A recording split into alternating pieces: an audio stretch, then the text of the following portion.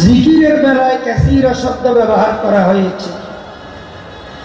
আল্লাহ তাআলা কোরআনের কোথাও আকিমুস সলাতা কাসীরা, বেশি বেশি নামাজ পড়ো, কাসীরা শব্দ নামাজের বেলায় বলেন নাই।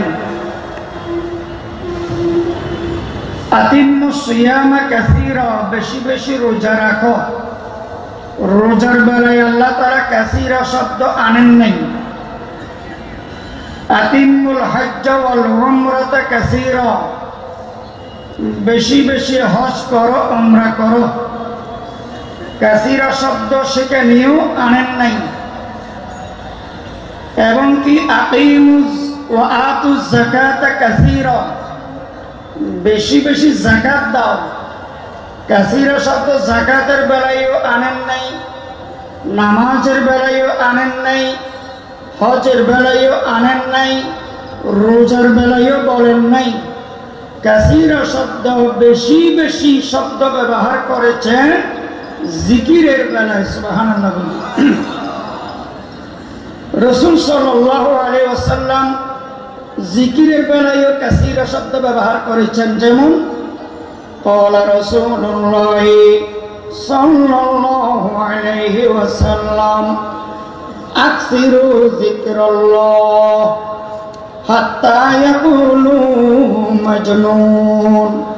আকসিরু যিকরাল্লাহ, বেশি বেশি আল্লাহর জিকির করো। তাহলে জিকির বেশি বেশি করতে বলা হয়েছে। বেশি বেশি জিকির কেন করতে বলা হয়েছে? জিকিরের আমল করতে সহজ, সওয়াব বেশি। আমল সোজা, ফজিলত বেশি। আমল ইজি, লাভ বেশি। যেমন নামাজ পড়তে ওযু লাগে, জিকির করতে ওযু লাগে না।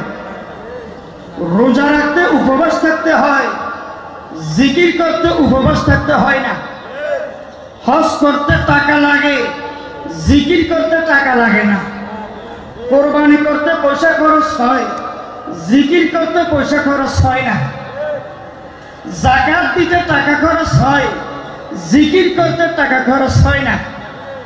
এজন্য কাসীরা শব্দ বেশি বেশি জিকির করো, বেশি বেশি জিকির করো। আল্লাহ তাআলা বলেছেন, রাসূল করিম সাল্লাল্লাহু আলাইহি ওয়াসাল্লাম বলেছেন, ও মুসলমান, আল্লাহ রাসূল সাল্লাল্লাহু আলাইহি ওয়াসাল্লাম বলেন, প্রত্যেকটা মানুষের ভিতরে একটা গোশতের টুকরা আছে। ওই গোশতের টুকরা যদি নষ্ট হয়ে যায়, পুরো মানুষটাই নষ্ট হয়ে যায়, ধ্বংস হয়ে যায়। সাহাবায়ে কেরাম আরজ করলেন, ইয়া রাসূলুল্লাহ, ওই গোশতের টুকরাটা কি? আল্লাহর রাসূল বলেন, কলব, কলব, কলব।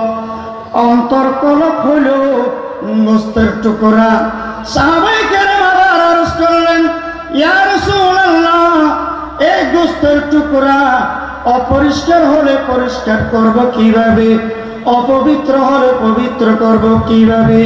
অপরিচ্ছন্ন কলবকে পরিচ্ছন্ন করব কিভাবে? আল্লাহর রাসূল বলেন, মাওলা পাকের জিকির। আল্লাহ তাআলার জিকিরের দ্বারাই মরা অন্তর জিন্দা হয়, অপবিত্র কলব পবিত্র হয়, অপরিষ্কার কলব পরিষ্কার হয়, অপরিচ্ছন্ন কলব পরিচ্ছন্ন হয়। বলেন না সুবহানাল্লাহ।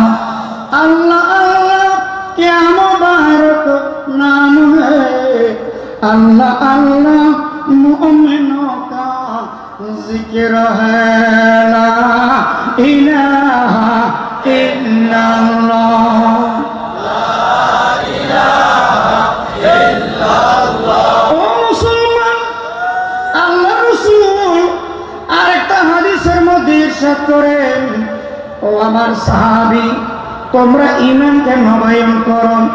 সাহাবায়ে কেরাম আরজ করলেন, ইয়া রাসূলুল্লাহ, আমরা তো ঈমানদার, ঈমান এনেছি, ঈমান আবার নবায়ন করব কিভাবে? ঈমানকে আবার নবায়ন করব কিভাবে? আল্লাহর রাসূল বলেন, আল্লাহ তাআলার জিকির বেশি বেশি করার মাধ্যমে ইমানকে নবায়ন করো, ইমানকে আরো মজবুত করো, ইমানকে আরো শক্তিশালী করো। বলেন না সুবহানাল্লাহ। জিকির, আমরা নামাজ পড়ার জন্য মাথায় টুপি দিই কি দিই না? টুপি দিই, কিন্তু জিকির করার জন্য টুপি না দিলেও চলে। গোসল ফরজ অবস্থায় নামাজ পড়া জায়েজ নাই, কোরআন শরীফ পড়া জায়েজ নাই, কাবা শরীফ তওয়াফ করা জায়েজ নাই, মসজিদে প্রবেশ করা জায়েজ নাই, কিন্তু জিকির জায়েজ আছে।